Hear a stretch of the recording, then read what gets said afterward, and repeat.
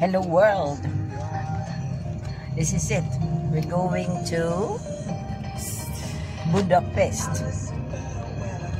Mga tulog pang mga ano po. Wala pang mga energy yan. Pati yung ano namin, yung aming, alam mo na, yung nagdadrive nito, wala ring ano pa.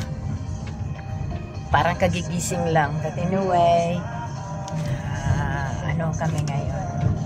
Maaga kasi kami nagising. Kaya, see you then! Bye! Sa Budapest. Nandito na kami sa Budapest. Ito yung square ng Budapest. Diyan sa loob o doon?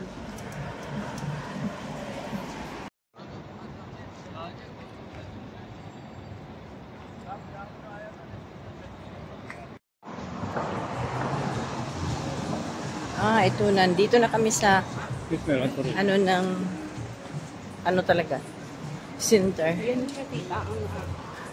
Ang ganda. Nasaan? Yan, church na yan. Oo. Yan ang cathedral. This? Ang ganda. Oh, inulanan tayo.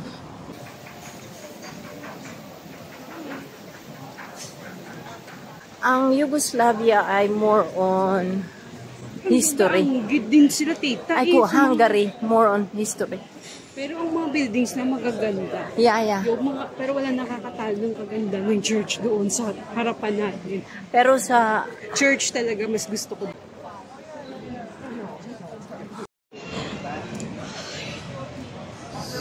kala ko itong green yung sasabi maganda. Ay, hindi. Banani.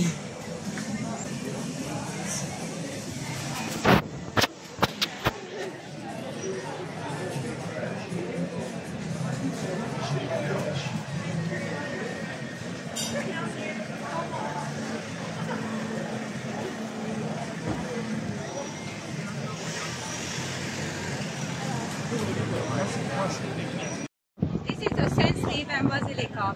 This is the main facade and the main entrance. But if you want to enter, we have a side entrance there, left. In fact, when you look up on the main facade, there is a writing in Latin with golden letters, Ego Sum Via Veritas Vita.